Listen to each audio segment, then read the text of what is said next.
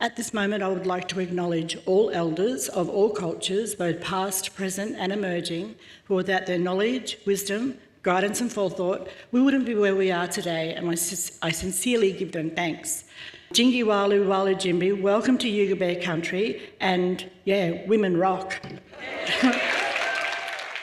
Nayo te waiora,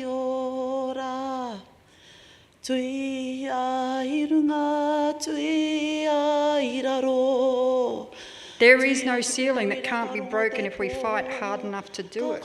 And I'm so proud that that next generation has actually come forward.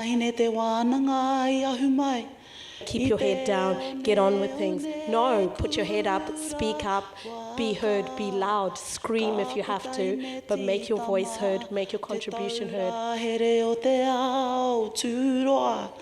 The racism and the sexism, I absolutely got there. But it made me stronger. It made me stronger as the only black person working there. It did make me feel, I could, if I got through that, I could challenge the world, which I hopefully, have done. No mai te ao, ki te ao marama, huie, huie. Well.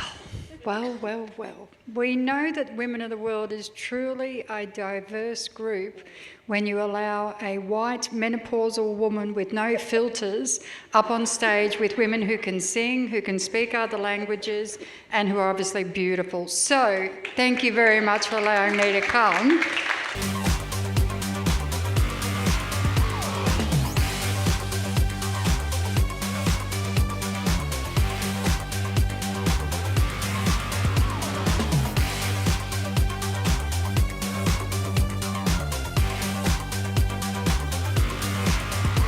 I remember going to a bank manager at one point to get a small loan and so I could buy something or other that I needed. And he said, "So what are your assets?" And I said, 3 children. There was about $500,000 each. That's the rough estimate. And he said, "We don't take that into account." For far too long, what I would say is that we've always been the addition to other people's agendas. And what this report provides us is the opportunity to leverage from our own lived experiences as First Nations women and invite others to join that journey in a way that you haven't done so before. When she sent emails, if she put her name at the bottom, because it was a female name, she may not get an answer back. So what she started doing was using a male name, and all of a sudden she was getting answers back. The gender lens is one that I've definitely, you definitely see in play with funerals and public displays of grief. So when I do a funeral, I always tell the blokes and women, but especially blokes, the bravest thing they can do is get up and cry. Because they sometimes say, "I don't want to get up and speak because what if I cry?" Like, well, it's a funeral. Like, this is the place. Don't let your head out, our culture, our beliefs stop you from doing what you want to do. Like, especially for me, it's football and the structure. I did not let any of those get in my way. I do believe there's patriarchy in the Muslim community, flat out. Do I believe from the textual tradition? No, I don't.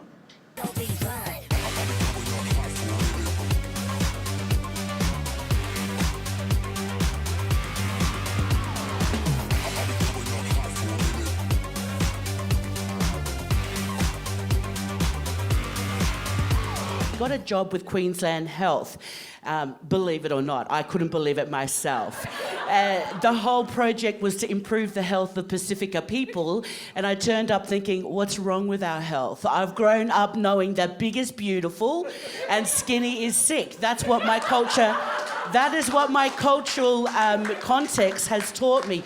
Big is beautiful, skinny is sick. So turning up to Queensland Health to be the multicultural coordinator on a statewide project to improve the health of Pacific people, I was like, what's wrong with us? Are we saying it to everybody? Of course we're not. Are we saying it's your family? Hope not. But I promise you, it is not a monster sitting, hiding in the parklands, wearing the balaclava. It is everyday people who catch the bus, go to work with us, play in the footy team, go to church or our mosque with us, And sometimes we permit that behaviour because we keep things interview confidential. It's I don't want to be that bloke that speaks out.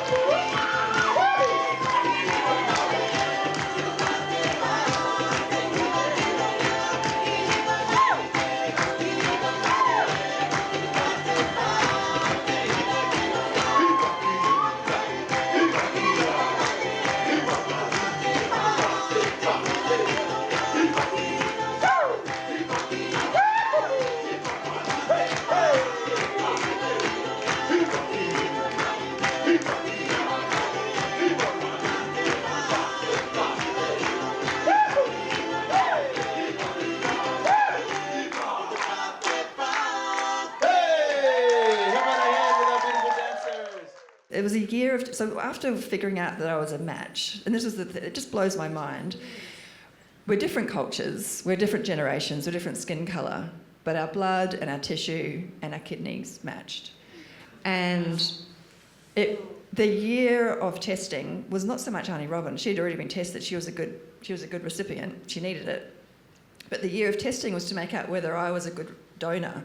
And you're only considered a good donor if your life chances after donation are no different to if you have the kidney. So the testing was incredibly comprehensive, and it made me so much more aware of my body and my health, and the science is what blows my mind. To think that my kidney is doing its job in Auntie Robin's body, it's just the science and the amazingness of the body just blows my mind.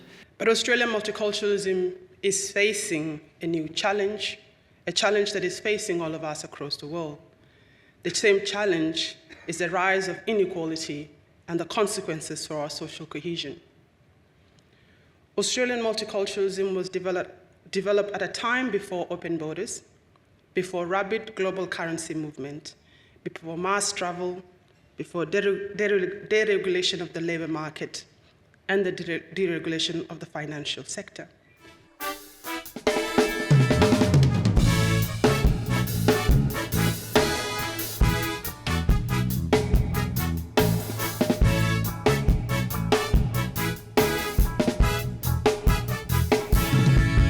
Last year, I was given the news that I had multiple myeloma, and I'm fortunate to be here today because yesterday I celebrated 1 year of having my stem cell transplant, which is the only way for you to go into remission.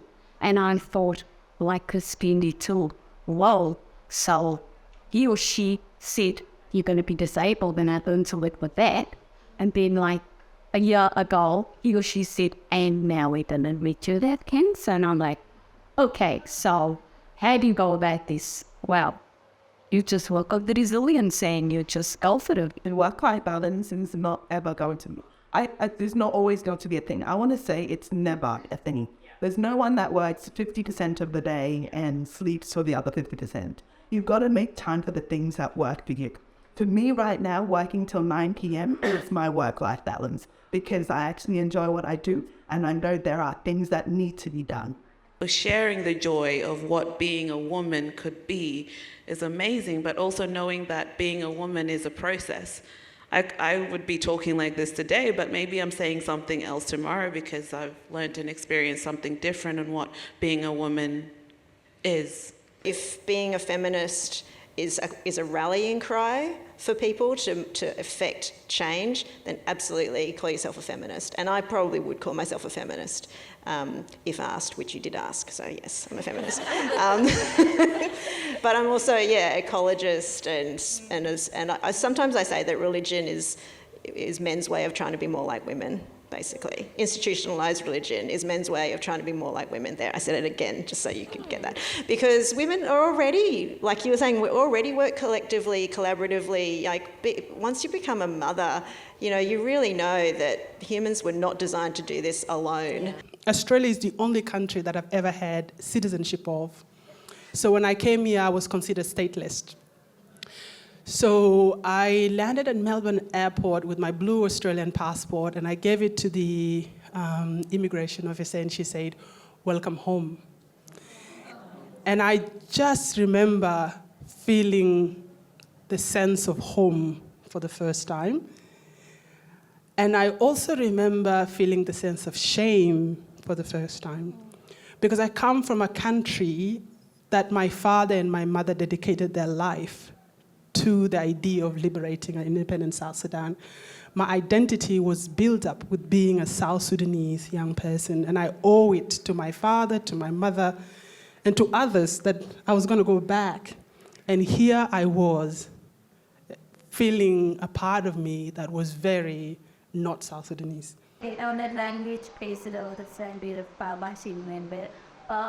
Then I started to speak to one of my friends who can speak my language.